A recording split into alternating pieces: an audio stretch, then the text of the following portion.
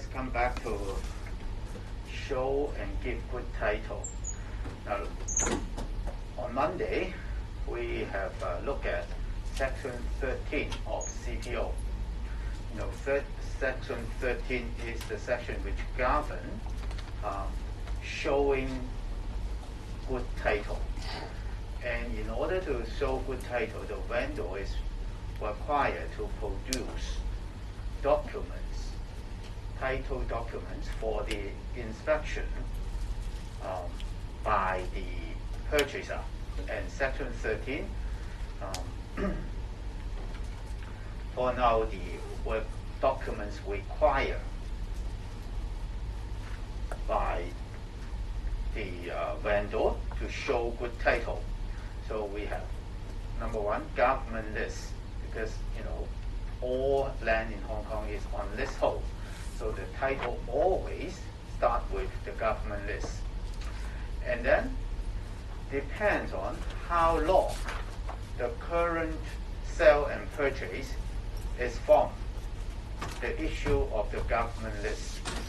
If it is within 15 years from the issue of the government list, then any transaction in between from the issue of the government list to the current sale and purchase transaction, any transaction which affect the interest of that piece of land. Of course, under land registration ordinance,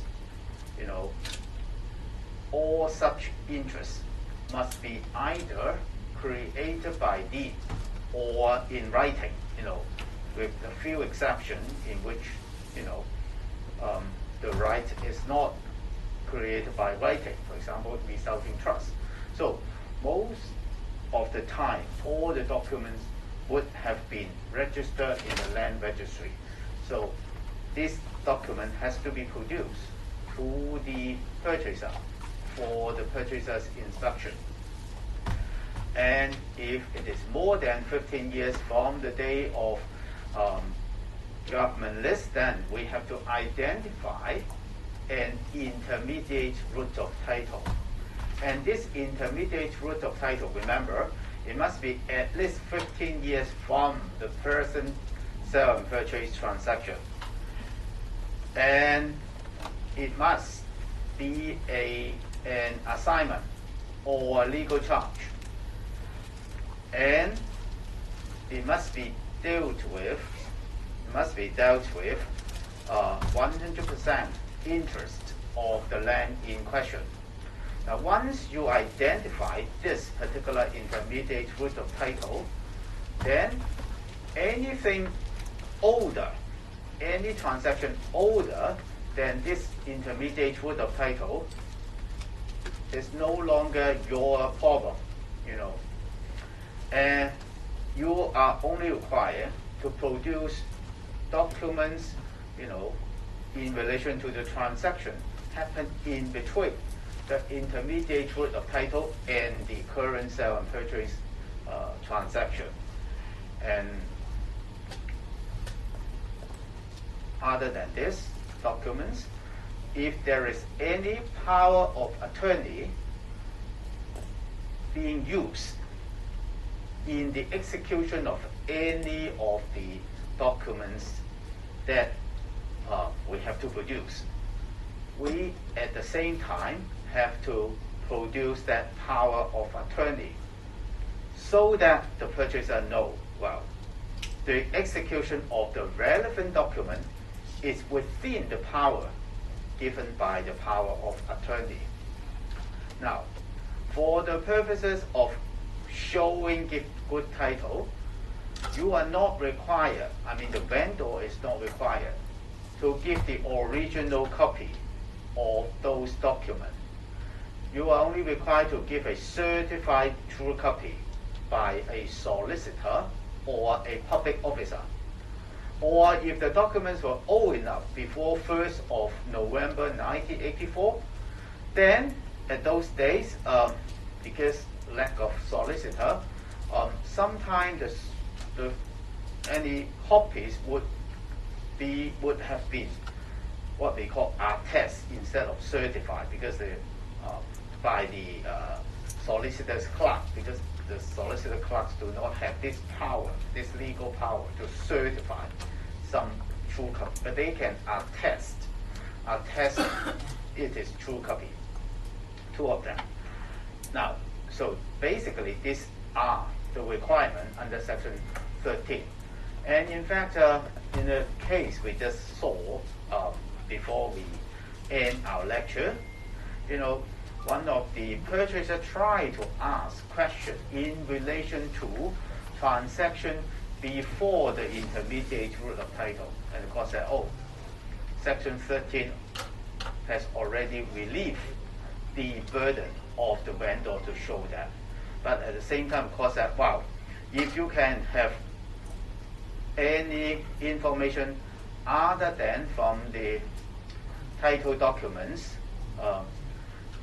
which you think the title was not good, you may still ask those questions. But I think it is rather impossible or unlikely that you can find any title problem not from the title document. So in effect, Section 13 would free the burden of the vendor in relation to transaction between the intermediate route of title and the government list. Now, when you produce the government list, it is said that you are bound to produce the original or certified true copy of the government list in order to show good title.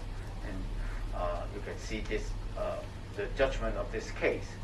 Now, of course, we know Section 14 of CPO said that government list is deemed to be issued by the government when all the condition of sales are being satisfied. So, in those cases, the vendor, of course, could not produce the government list because it does not exist. The physical copy does not exist. Then you have to normally you have to produce the true or certified copies of the condition of grant. That depends on how the land was issued to you, and the certificate of compliance. Compliance means the compliance of all these conditions in the government list. Now, you may ask, then what happened if I lost one of those copies, those documents that I have to produce under Section 13? There has been disputes before, but ultimately it was somehow settled. The law is settled by the decision of Court of Final Appeal in the case Wu Kun, in which the court affirmed that secondary evidence of the title document is acceptable, but you have to comply with the requirement laid down in this case Wu Kun. Now, in fact, at the Court of Appeal, Justice of Appeal Godfrey held that these are the evidence required if you want to produce some secondary evidence to replace the actual document. Of course, it must be the case when the documents were missing. You have to give evidence in relation to the contents of the missing document. For example, if it is an assignment, then you have to tell the purchaser what is the content of this assignment. And as to its due execution, now the document has been duly executed by relevant party. And as to the fact of the loss or destruction of the missing document, why why this document was lost or destroyed. You must have all the three evidence in relation to all the three in order that in order to replace the original or true copies of certain document. Now, this observation of Godfrey, Justice of Appeal, was affirmed and approved by the CFA, by non-permanent Judge Litton. He said, now this is actually quotation, Section 13.1 was enacted to facilitate conveyancing. So this section is not to make life difficult for the vendor, but make life easy for the landlord. So this is an enabling provision and does not preclude clear and cogent evidence of the existence, dual execution, and content of, well, in that particular case, Wu and Kun case, the missing document is the power of attorney. Therefore, Litton MPJ was saying in this paragraph about the power of attorney. And of course, another title document being put forward unless precluded by the contract itself. That means if under the law, formal sale and purchase agreement, it is agreed between parties that the purchaser must produce all documents, then of course it would be a breach of contract if the vendor could not produce certain document. Other than that, if there is a document which is required to be produced under Section 13, subsection 1, and the vendor cannot produce it because that document has been destroyed, for example. Well, in fact, in my practice, I came across a case in which it was an old piece of land in old grants, I should say, in new territories. And the vendor actually had the physical copy of the government list. He placed it in an iron box, and put it somewhere in his house. And when he want to sell this property and want to, produce this government list for the inspection of the purchaser, he found out it becomes, some rubbish. You can't really read any words from that pile of paper, and everything was, somehow more or less melded together.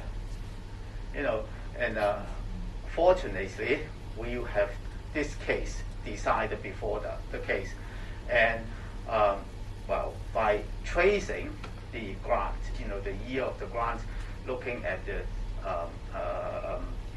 government gazette, etc., they can prove the existence of the government list, and the content, etc. And explanation is very easy. Well, I can show you. This is the government list I have. That's why I cannot produce it for you to inspect. Now, if you want to look at it, come and look at it. Now, this law or laid down in Wu and Kun apply to the intermediate route in any other document required under Section 13, subsection 1. So, if you have the true copy or certified true copy, yes, you can produce them to the purchaser in order to show good title. If the original is missing, then the secondary evidence pursuant to the Wu and Kun is acceptable. Of course, you must remember intermediate route must be an assignment, mortgage, or legal charge dealing with the whole. That means 100% estate or an interest in the land, and must extend not less than 15 years. Not less than 15 years. Depends on the situation. It may be 30 years, 50 years, but it may also be exactly 15 years or just a little bit longer than 15 years. We can't tell. But the minimum requirement is that particular transaction must be at least 15 years before the present contract.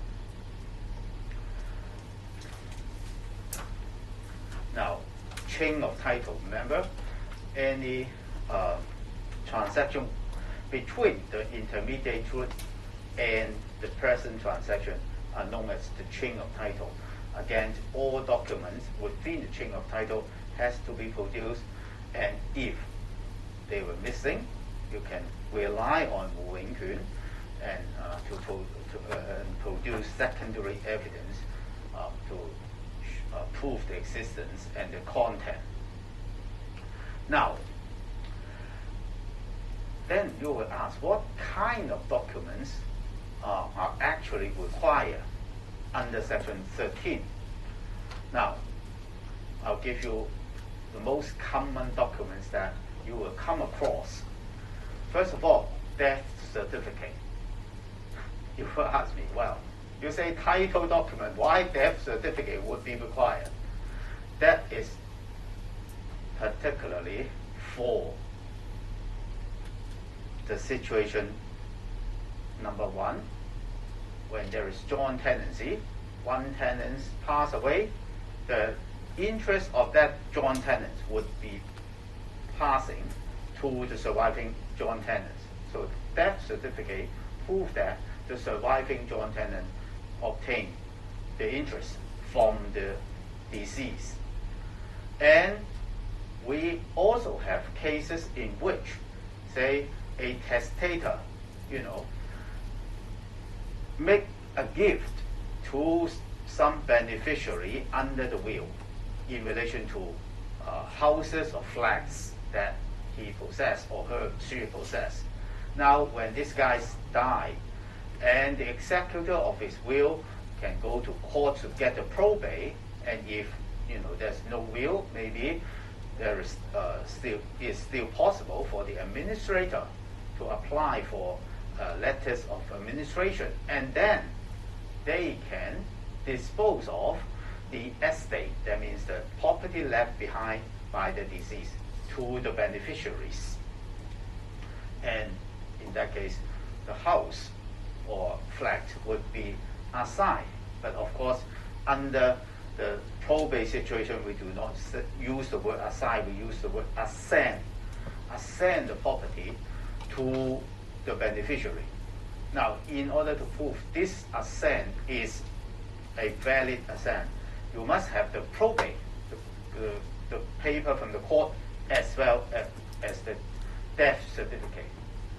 And in the old days, when Hong Kong estate duty was still in operation in Hong Kong, this death certificate and the assents, letters of administration, etc., is also evidence to prove that estate duty has been fully paid to the government. Otherwise, in theory, this particular property will still be subject to, the government requiring the existing owner to pay the missing estate duty.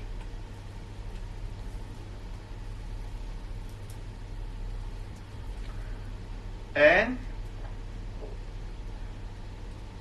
if it is not a joint tenant situation, but on tenancy in common, then other documents, for in a co-ownership situation, it's not just the death certificate.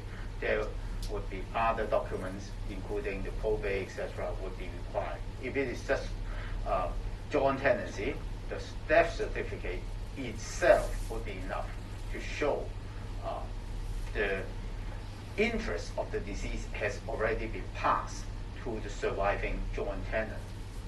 Now, second document that you have to produce would be list or sub-list. Now, of course, we are not talking about the government list, but after you become the lessee, you get the government list from the government. You are the lessee, and in our common terminology, we call this guy the landlord of that piece of land. And this landlord is entitled to lease the property to a tenant. In reality, it is a sublease, and the tenant is a subtenant. Now, all this lease, unless it is less than 3 years market rent without a premium, that kind of exception, all the lease must be in writing, right?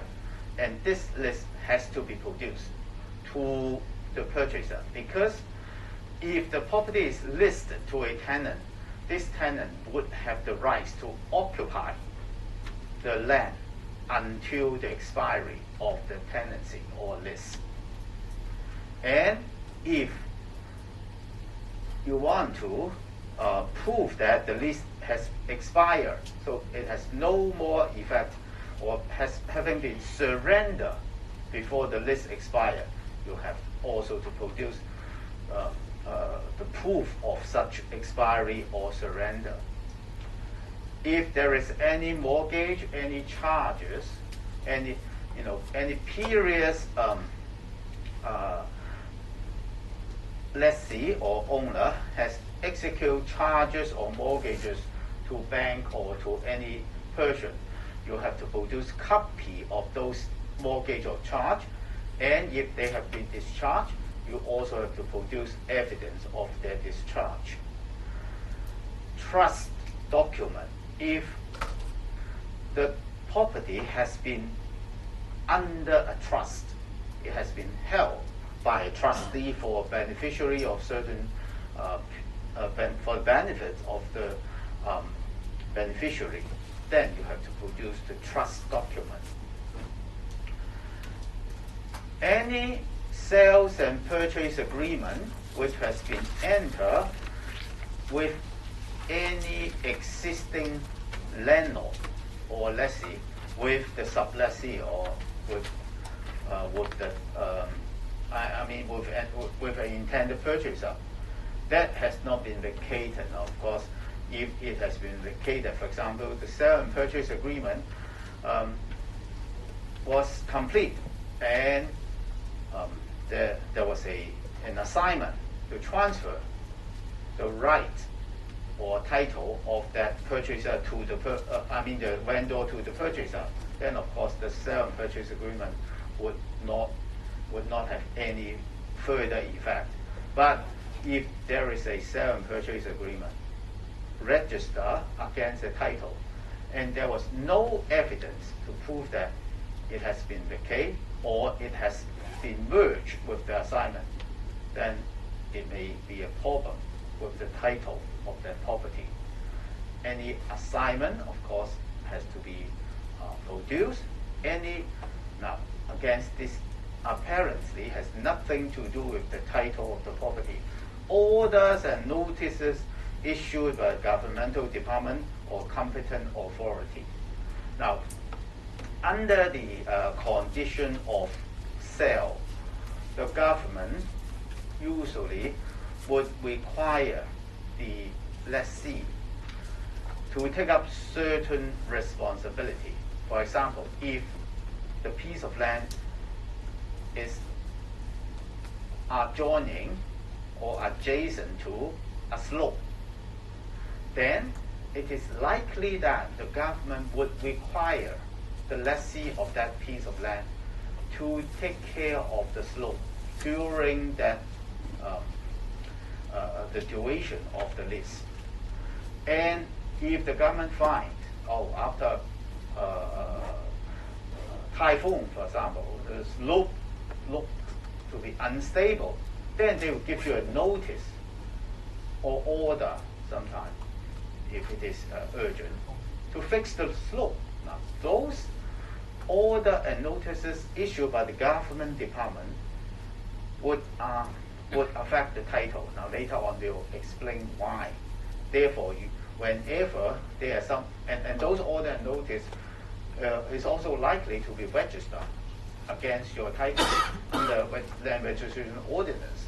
So you must have to produce those order and notices, and also if you comply with the order and notices, you also have to produce those documents for proving good title.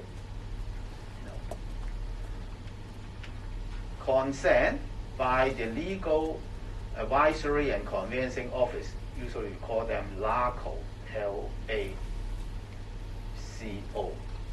This is one of the departments within the lands department. Now, in the next lecture, we'll go to consent and non-consent scheme. Now, if the government sell you a piece of land and you develop the land and you want to sell the unit of your development before the development is completed, then you must get the consent of the lands department for you to do so. So this consent is also an important piece of document to show good title if there was actually pre-sale of the unfinished unit. Because without the consent and you sell the unfinished unit to any purchaser, it is in breach of the government list. If you are talking about property originally belonging from the housing authority, then you purchase it from the housing authority, and then now you want to sell it on to a purchaser, you also have to produce the consent to assign from the housing authority in relation to this home ownership scheme. If there is any easement either enjoyed by the piece of land or which is a burden for the piece of land in question, you have all, and there is a express grant, there is a deed for granting that easement, you have to produce the deeds. Any power of attorney, this is expressly required under section 13 1C, any power of attorney within 15 years from the present sale and purchase. And in fact, the power of attorney, the law about power of attorney is not that straightforward. So, and it is not really required in our syllabus in relation to the law about power of attorney. So I do not intend to go into this area. And the following documents are mandatory for showing good title: certificate of compliance, occupation permit. Now this is not title document, but that is the evidence of compliance of statutory requirements under the Buildings Ordinance and the permitted user of the premises. Now,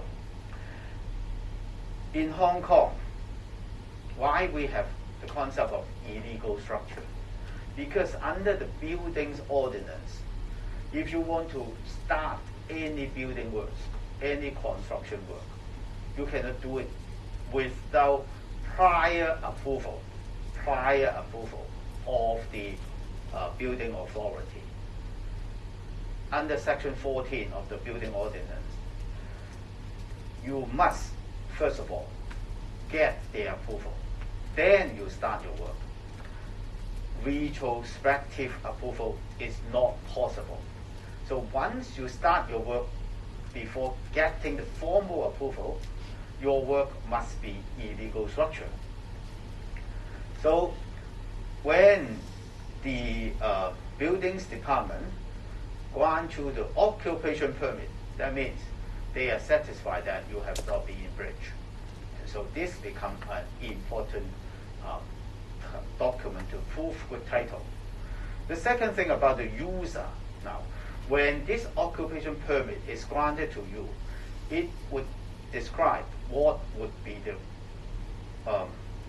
approved use of this premises: industrial, residential, commercial. If it is said that this is, sometimes they will specify as offices, then you have to use it as offices. If you use it for, say, a nightclub, for example, that would be in breach of the occupation permit. and the government may re-enter your land. Certificate of exemption, that would be particularly relevant for small houses in new territories, because in the building of the small houses are not required to obtain the approval from the buildings ordinance. That's why they must get this certificate of exemption. Exemption for what? Exemption from the building ordinance. And the certificate of exemption is issued by the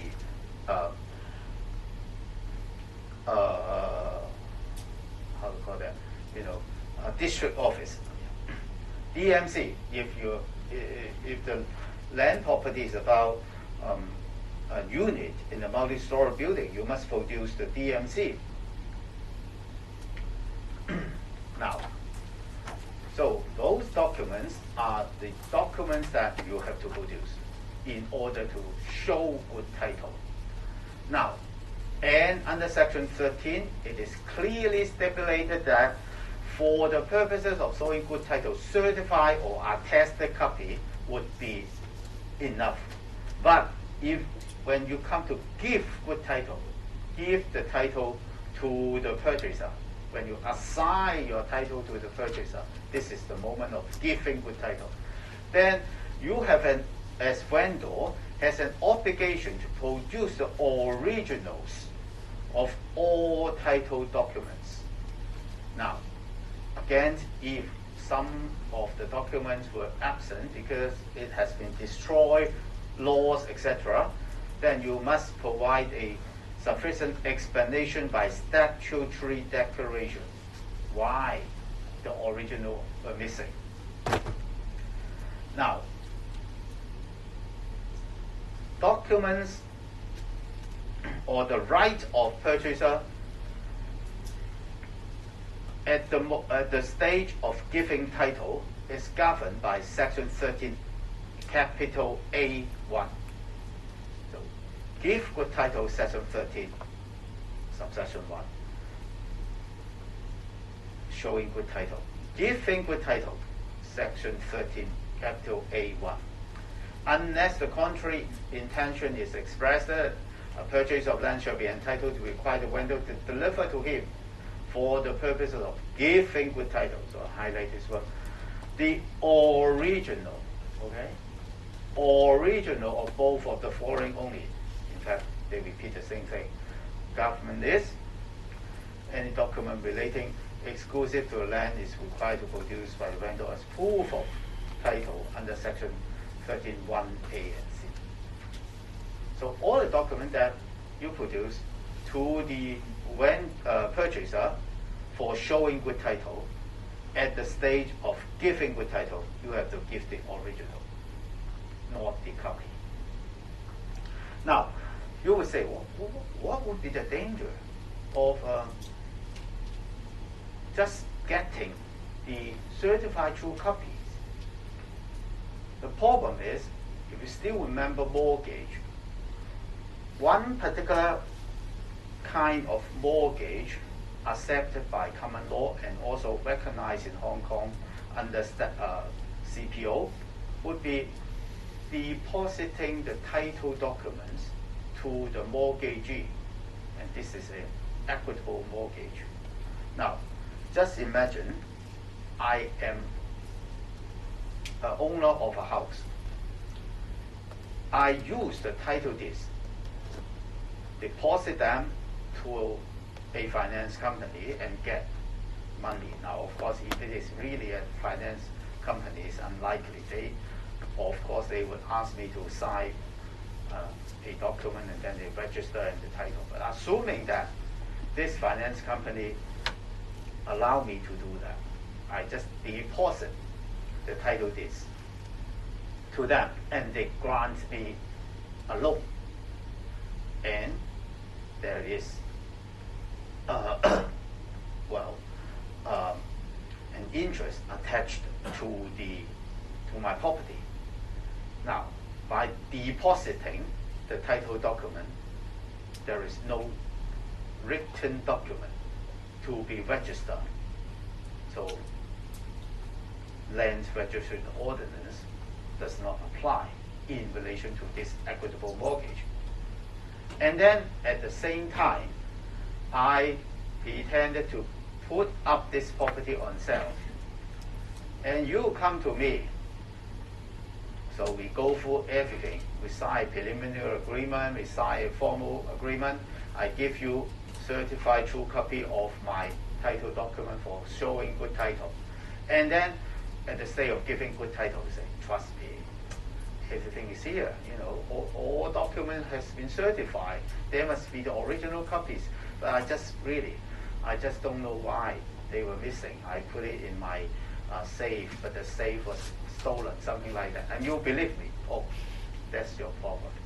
You pay me the purchase price, and then I abscond. And when you think that you got the house, that finance company will come out. Well, I'm sorry. This house is the security for the loan I grant to Tommy Ho. And then he said, well, where's the document? No, there's no document because he deposited the title document to me, and there's an equitable mortgage. And then he said, well, why don't you register in the land registry? Oh, I'm sorry. There's no document. How can I register? So we come back to the equity darling. Equity will not intervene when there is a bona fide purchaser with valuable consideration, but without notice. And you say, oh, I have no notice.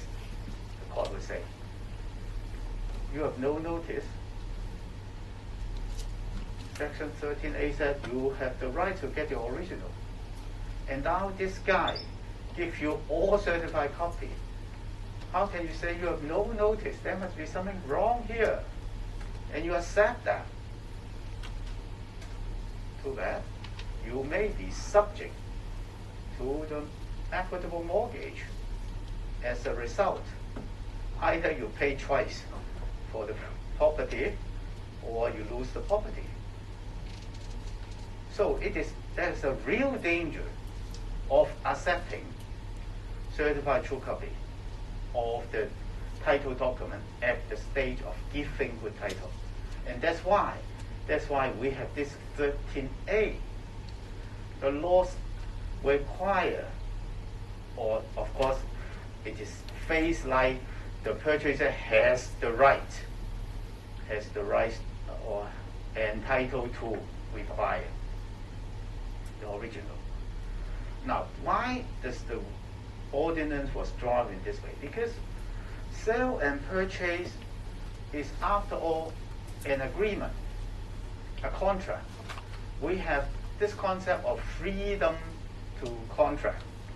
Now, say this bottle of water worth nothing now because he had drunk until the bottom. But if I like this bottle very much, I can pay him $10,000 for the bottle. No one would stop me.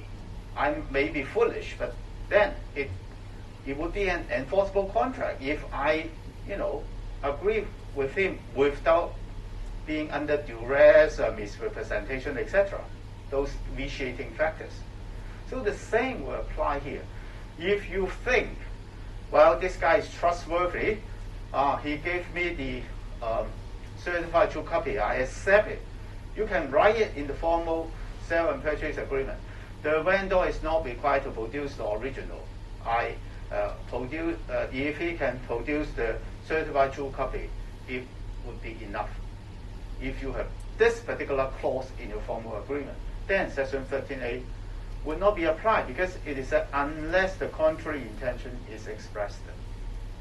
You have expressed the contrary intention if you include a clause like that. But that is the protection the section gives you.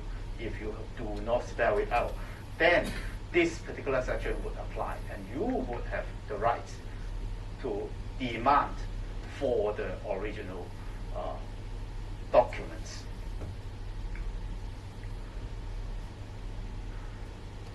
Now, this particular scenario actually happened in the real world, in the real life, and not quite long ago. This is called the final appeal decision in 2013. Now, here we have a really peculiar situation because we are talking about office in Central, and you can expect it is really expensive. But the vendor was unable to produce the original of certain title deeds. Now, of course, it is not the entire set. It is only some of the documents which the vendor could not produce. And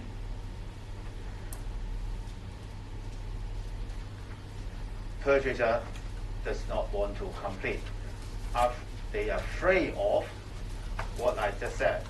They would be treated as having the notice of this possibility of an equitable mortgage. So parties goes to court, and it went all the way to the Court of Final Appeal. The Court of Final Appeal decided that there would only be a breach of duty and a right to rescind if the circumstances were such that the inability to produce the original or to give a satisfactory explanation as to its loss exposed the purchaser to a real risk that some encumbrances may have been created to which he would be subject. That is referring to the equitable mortgage. And the risk must be real and not merely theoretical. And in this case, again, we have Lytton said the risk here would be an equitable charge. That is what I just said. Might have been created by deposit of the missing title deed. If, however, the equitable mortgage was accompanied by written agreement, then it would need to be registered in accordance with the Land Registration Ordinance. And the purchaser was entitled to a satisfactory explanation of the absence of the original document so that he could be sure no encumbrances has been created in the very recent past and could still be registered to take priority over the purchaser's interest. On the facts, now, Court of Final Appeal fully appreciate that possible risk.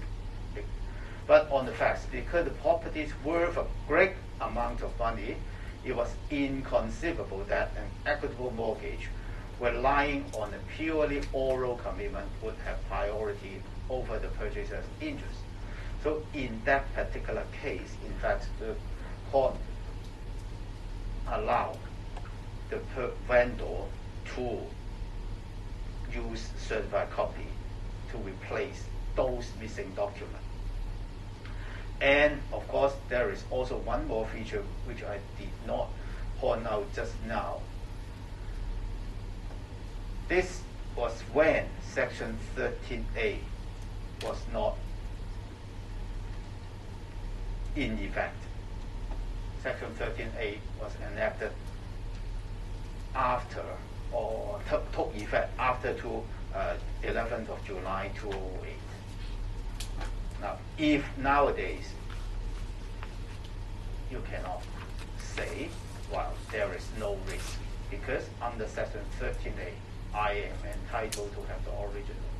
If you do not have the original, then I can say you are in breach of your contract or breach of the duty under Section 13A.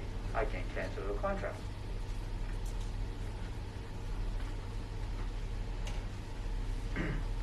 Okay, so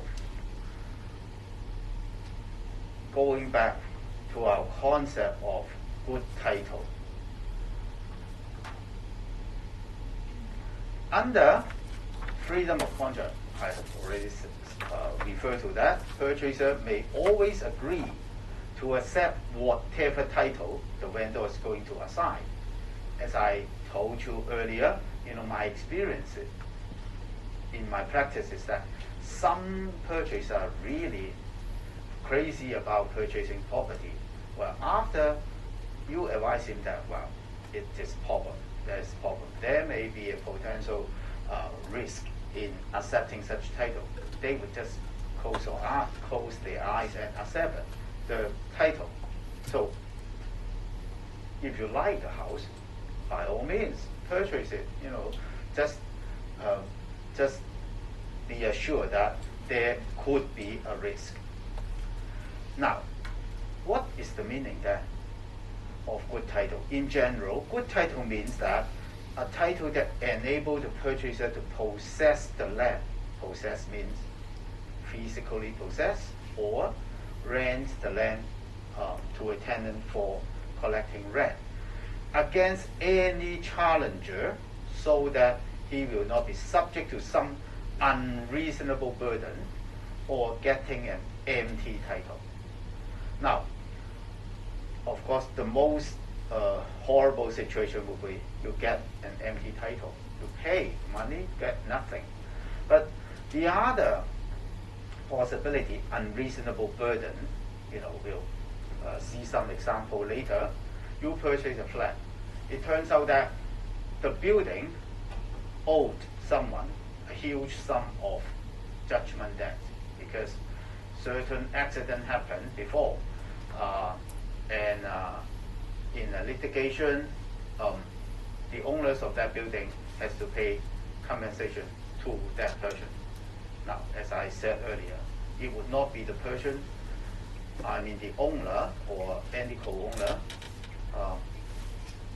when the accident happened, would be liable. It would be you, the current owner, who would be liable to those debts.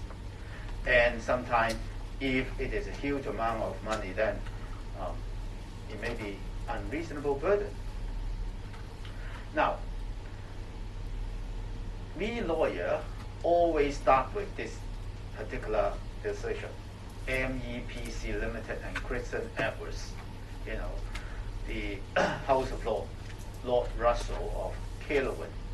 He said, in my opinion, if the facts and circumstances of a case are so compelling to the mind of the court that the court concludes beyond reasonable doubt that the purchaser will not be at risk of a successful assertion against him of the encumbrances, the court should declare in favor of a good title.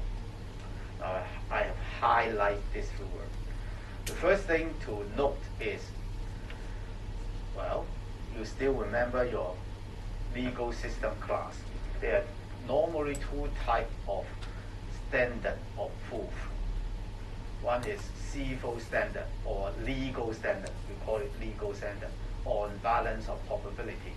And this standard was usually adopted in civil cases. And we have the other called criminal standard, proof beyond reasonable doubt. The prosecution has to prove beyond reasonable doubt that the defendant is guilty of an offense. But what do you see just now? Beyond reasonable doubt. So for the purposes of good title, the court must be satisfied beyond reasonable doubt. The title is good. Now, good title does not mean that the title is completely free from any encumbrances. Now it gives you, we see this word many times now. This is the time for us to explain it. No matter it's IN or EN, both spelling are interchangeably. It means a claim or a lien on that. Lien is a special concept, meaning that someone can keep your land there. You cannot sell it. You cannot rent it out. The Chinese of lien is 留置權. You can keep it there. It's not a guy's name.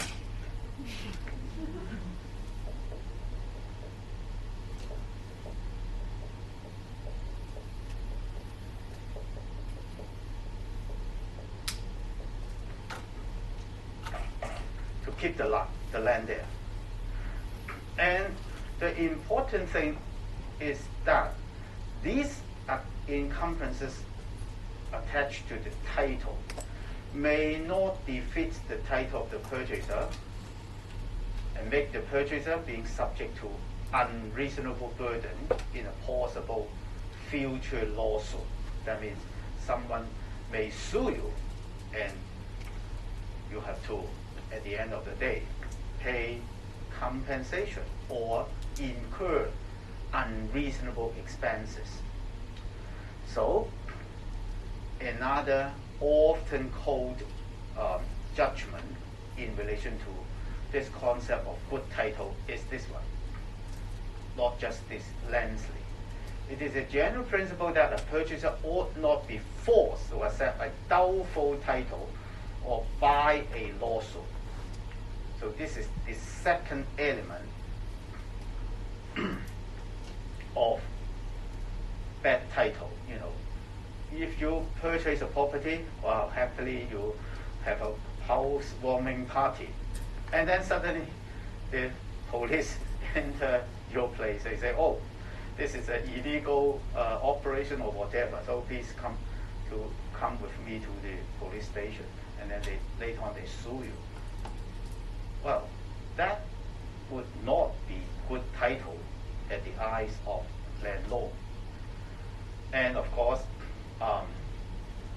so doubtful title refer to any encumbrances, any claim attached to you.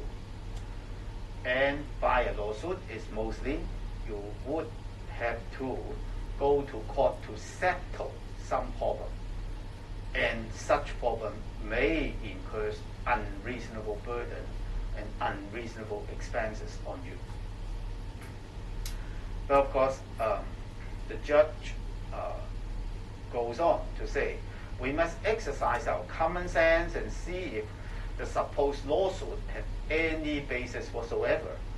Because if we really go to the minute detail, there could be many possibilities of being sued if you are a landowner.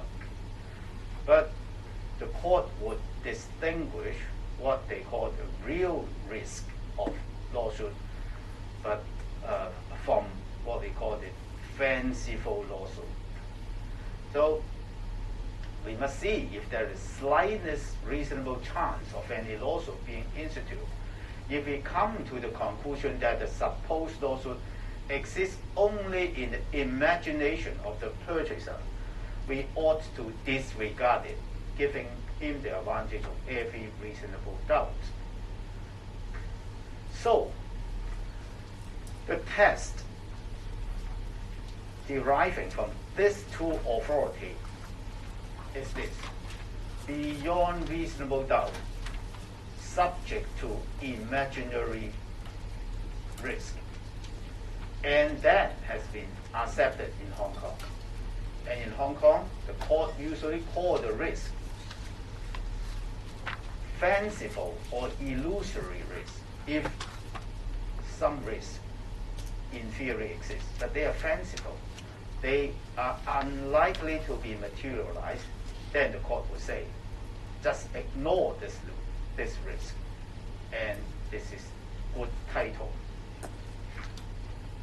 So now just quote again Justice Godfrey, is that if in a particular case the facts and circumstances are so compelling that beyond reasonable doubt, okay, the risk is for all practical purposes illusory, the court can and should be prepared to ignore it and accordingly dismiss any objection to title found upon the illusory risk. And Lytton, again Lytton, but that was before the previous cases that we discussed, because he was still the permanent judge at that time. He said, a good title does not mean a perfect title, okay? Free from every possible blemish. Whenever a question like this arises, it must be approached from the standpoint of a willing purchaser and a willing vendor, both possess of reasonable, robust common sense, and both intending to see the transaction through to completion in terms of their bargain. So this is the approach, what we call the practical approach. The court we see, well, we have to look at the question in dispute. Is it really something that the purchaser should be worried about? If it is not, then we should call the relevant title a good title. And we must approach this problem as if we are a willing purchaser dealing with a willing vendor, or vice versa.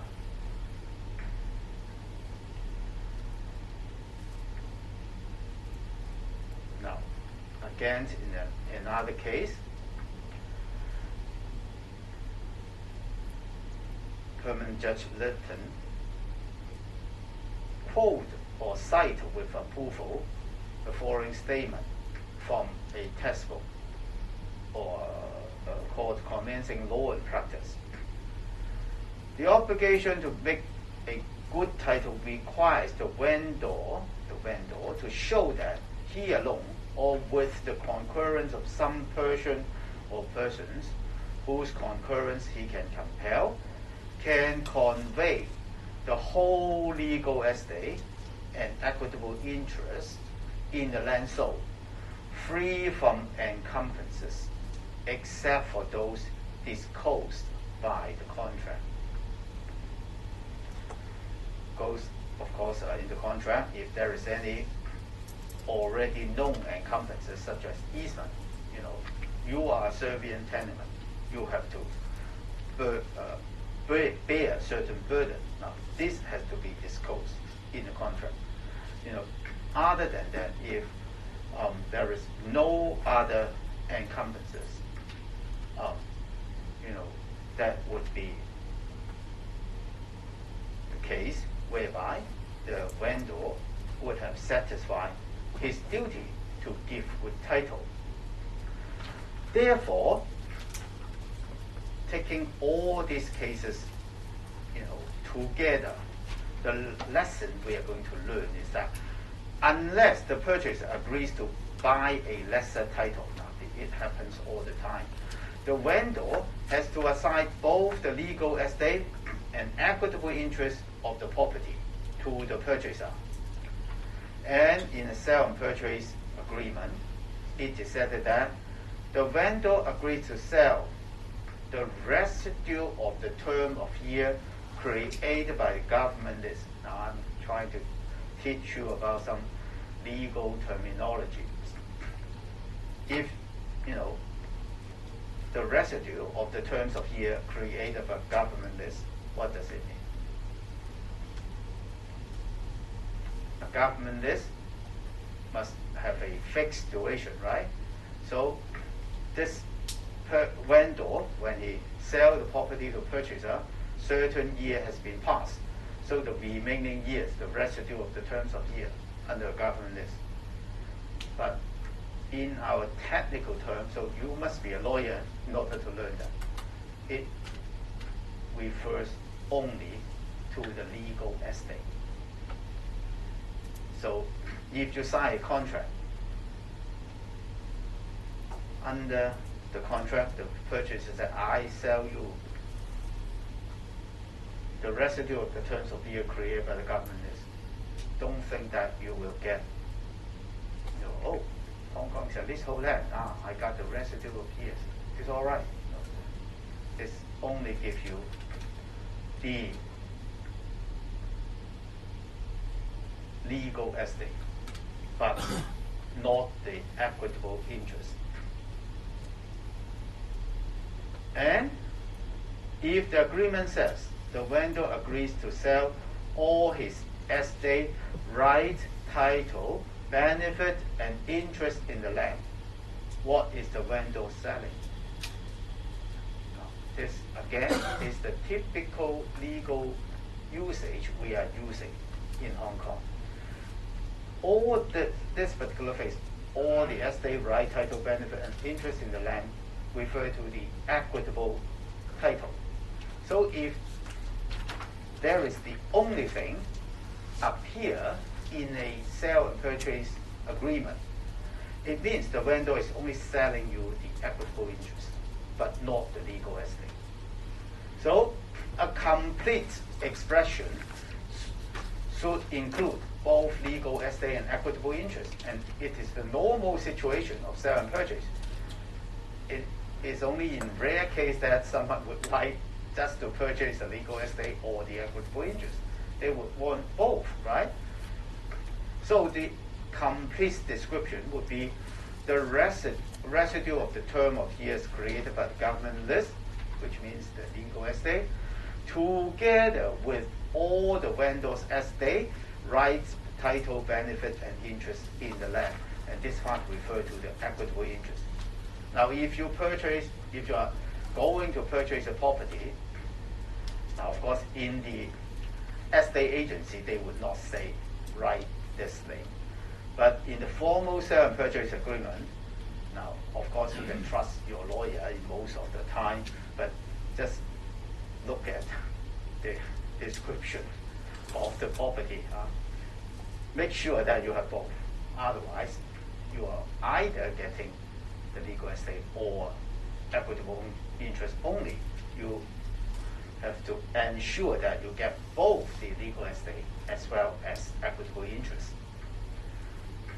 Now, the ironic thing is that if you mention nothing, you just describe the address and the landlord, then by implication, by legal implication, you get both. Particularly, if you still remember that open contract, when vendor and purchaser execute the preliminary agreement in the estate agency office, but they could not agree on the terms of the formal sale and purchase agreement. So you can only rely on the preliminary agreement for completion. Now, then you are still even better, have better protection. Just have the address. This party failed to agree on the terms of formal agreement, so they can proceed on the preliminary agreement. This is the case of open contract. And if you are completing on an open contract, it is even better because the vendor is contracted to pass both legal estate and equitable interest to you, of course subject to any other express provision. But those language are some legal language that you have to learn in order to, at least if you become a lawyer, tell your client, now Mr. Wong, this is the part referring to legal estate, this is the part referring to the equitable interest, so you get both. The client says, very professional. Now, going back to our Section 2 CPO, legal estate could only be created by deed, or under Section 4, legal estate could only created by deed, and government list deemed to be issued once the condition of sale has been performed. Therefore, we have this certificate of compliance issued by the Director of Lands serve as the documentary proof that all condition of sale has been performed and the government list is deemed to be issued under Section 14. Now, therefore, unless this government list has been actually issued, it would be for the land granted earlier than 1984. the certificate of compliance is the document to show that you have the legal estate. You cannot just say, oh, I have the legal estate. You must have proof. And the proof is this list. Now, if you do not have the physical copy of the legal list, and you have not really satisfied all the condition of the sale to activate this section 14, in that case, you only have an equitable interest to the land, but without the legal estate. In fact, we mentioned about this case already. Remember that Backyard Villa. The villa was built in 1970, but in 1991, in the case North Energy and Paul Chan, when this guy tried to purchase a property in Backyard Villa, his lawyer find out that, well, there has been no certificate of compliance ever been issued. And in that case, because vendor and purchaser could not agree on the formal sale and purchase agreement, so they could only complete based upon the open contract. And as we said earlier, if you are competing on an open contract, then you have the implied duty, the vendor has an implied duty to assign both the legal estate and equitable interest. So, in the absence of the government list, the vendor is unable to assign the legal estate. But of course, when this case comes to the Court of Final Appeal, again, it is really written. He said, yes, Section 14, since the enactment of Section 14, in fact, no government no longer issue any physical government list. And as long as you can satisfy all the conditions of sale, this list is deemed to be performed. Now, but this certificate of compliance or letter of compliance is only documentary proof of all the conditions being satisfied. In fact, let's see, for example, in Backyard Villa, they can prove as a matter of fact all the condition has been fully complied. Now, if that is the case, even in the absence of this certificate of compliance, they can still show that they are in possession of the legal estate. But of course, in that particular case, the vendor did not answer the requisition by the purchaser in such a way. They just said,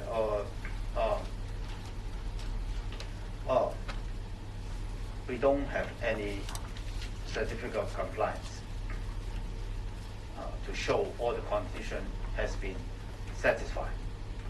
And therefore, the court agreed that they failed to satisfactorily answer the requisition and therefore failed to show good titles. So, in the future, if you become a land lawyer, conveyancing lawyer, when you come across this kind of situation whereby the certificate of compliance was not issued, in theory, you can still prove that you have the legal estate by showing that as a matter of fact, all the conditions under the condition for sale has been satisfied. If that's the case, then the legal estate, the government list, is deemed to be issued to you. Okay? Now, I'm going to show you the interesting experience I have in my practice and also reflected in the case law. As I said, people in Hong Kong are crazy about real property. There were examples in which some of my clients came to me and asked me, well, my solicitor was afraid this is a defect which is beyond remedy. Do you agree? Okay, after I read those title documents, I said, yes. It's impossible to remedy the defect. Now, in the case I'm dealing with is about a small house. If you still remember, in the early lecture I talked about small house. In order to show good title, not only the free certificate of exemption, you have to show an approval for opening side window. Remember, this is really crazy, but it is the government's design. When they design the small house and put a plan, as model for people to build small house, there was no side window. You see, a house had 4 walls. The door part is the front, and then the other side of the wall is the back. Now you can open window on the front and the back wall, but you are not allowed to open side window. If you want to open, that means the 2 are the wall. If you want to open window on those sides, you have to apply to the district officer for his approval or her approval to open side window. And in that particular case, my clients purchased a small house from someone, and he's tried to sell it to a purchaser, and the purchaser raised requisition in relation to the side window. He said, show me the letter of approval for opening side window. And my client said, no, there was none. Okay, of course, in that particular case, the sale and purchase agreement did not go forward. Then he said, well, does it mean that I can never sell this property? I said, no.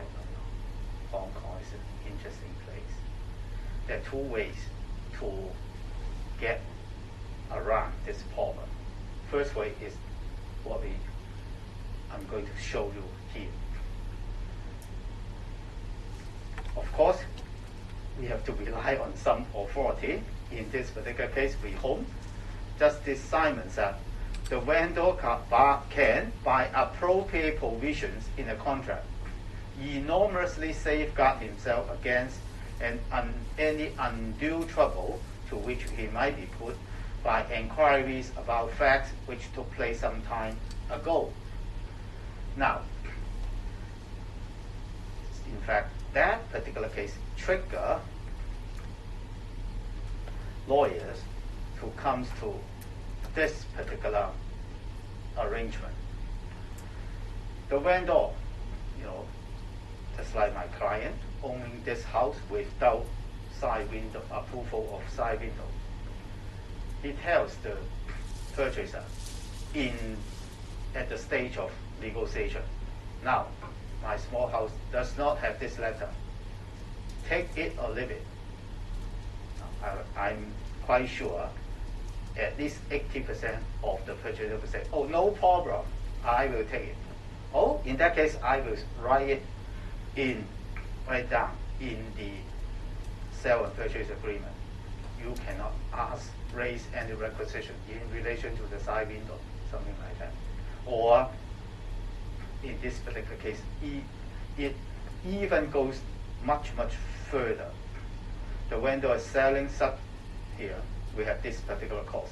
Purchaser accepts such title as the vendor has. The vendor is selling such interest, if any, and it may have in the property and shall not be required to show or prove any title thereto. This particular clause is inserted in the formal sale and purchase agreement. Now that means the vendor has no duty to show good title or give title at all, because the purchaser, like the house, I don't care whether I'm going to get a good title.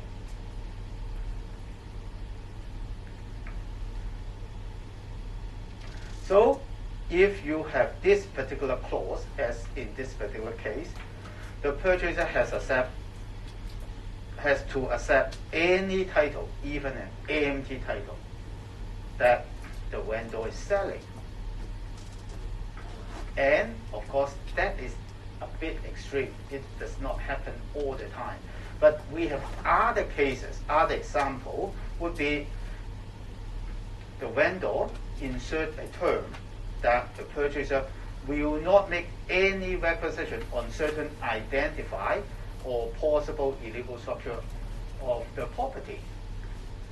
You know, there are illegal structure in this house, and whenever you have illegal structure, later on we are going to show that to you. I can guarantee you would have bad title in relation to the house. Well, in order to safeguard yourself, when you negotiate with the purchaser, you will say, now, I cannot guarantee.